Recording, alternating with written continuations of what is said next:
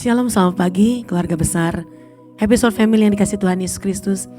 Senang pagi hari ini kita bertemu kembali dalam renungan pagi. Sebelumnya mari kita berdoa terlebih dahulu. Tuhan Yesus, kami bersyukur buat pagi hari ini.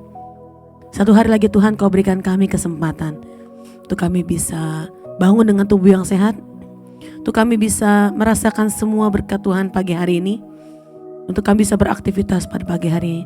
Tuhan Yesus, terima kasih. Jika sebentar sebelum kami beraktivitas, kami ingin mendengarkan sedikit kebenaran firman Tuhan. Biarlah Kau bukakan hati dan pikiran kami agar kami boleh mengerti apa yang disampaikan pada pagi hari ini. Di dalam nama Tuhan Yesus kami sudah berdoa dan mengucapkan syukur. Amin. Renungan pagi hari ini masih berisi tentang kasih storge. Saya akan memberikan judul kekuatan kasih. Kasih itu adalah ciri khas dari ajaran Tuhan Yesus. Dia gak sekedar ngomong doang, tapi dia sudah membuktikan kasihnya kepada kita. Puncaknya adalah, pasti saudara juga tahu, kematiannya di atas kayu salib. Itu adalah kasih yang gak terbatas, kasih yang gak bisa dibalas dengan apapun juga. Itu kasih agape Tuhan Yesus buat kita. Bapak Gembala masih membawakan tentang kasih storge, kasih antar keluarga. Suami mengasihi istri, istri mengasihi suami, orang tua mengasihi anak, anak mengasihi orang tua. Antara juga kerabat-kerabat yang lain, keluarga yang lain. Dari semuanya itu, kasih storge, kasih filia, kasih eros, dasarnya adalah kasih agape. Kasih yang diberikan langsung oleh Tuhan Yesus kepada kita umat manusia. Dan kita yang mengasihi Tuhan Yesus pasti merasakan langsung kasih agape itu. Di dalam 1 Yohanes 3 ayat 18.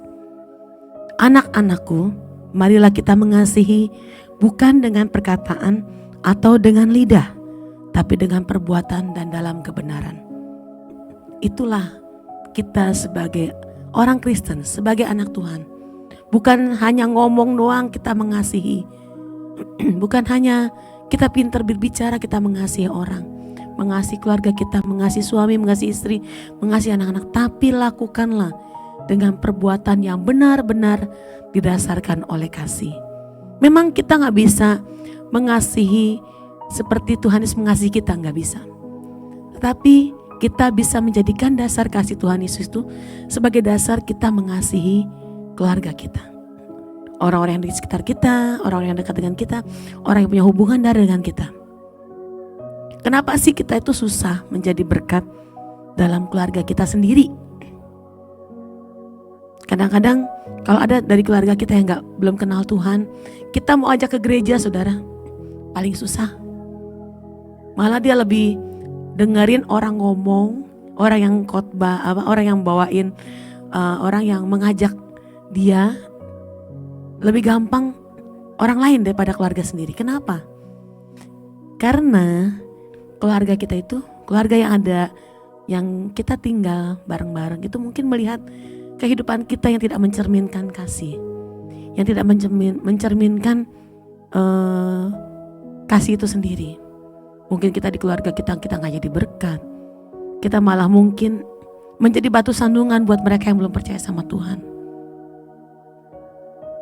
Terkadang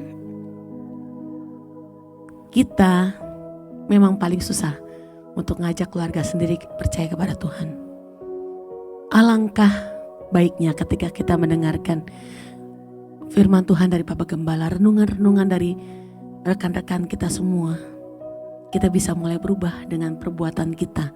Kita bisa mengasihi dengan tulus keluarga kita sendiri, orang-orang yang di sekitar kita.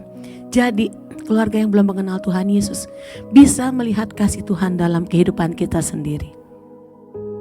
Satu lagi ayat yang saya mau baca di 1 Yohanes 4 ayat 19 sampai 21. Kita mengasihi karena Allah lebih dahulu mengasihi kita. Jikalau seorang berkata, aku mengasihi Allah, dan ia membenci saudaranya, maka ia adalah pendusta. Karena barang siapa tidak mengasihi saudaranya yang dilihatnya, tidak mungkin mengasihi Allah yang tidak dilihatnya. Dan perintah ini kita terima dari Dia.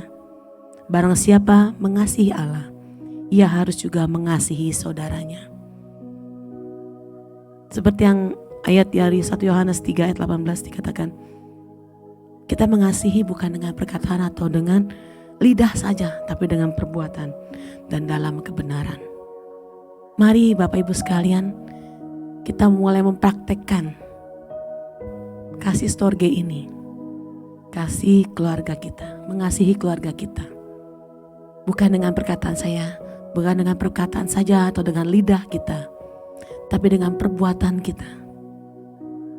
Dan dalam kebenaran, kebenaran akan firman Tuhan. Semua harus didasarkan dari firman Tuhan, dan kasih yang kita berikan, dasarnya adalah kasih agape dari Tuhan Yesus Kristus.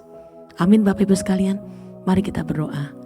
Tuhan Yesus, biarlah hari ini ketika kami mendengarkan kebenaran firman-Mu ini, kami boleh belajar Tuhan, mengubah sedikit demi sedikit perilaku kami yang tidak menjadi berkat, yang bahkan menjadi batu sandungan bagi orang-orang yang belum kenal Engkau Tuhan Yesus, terutama keluarga kami yang belum mengenal Engkau.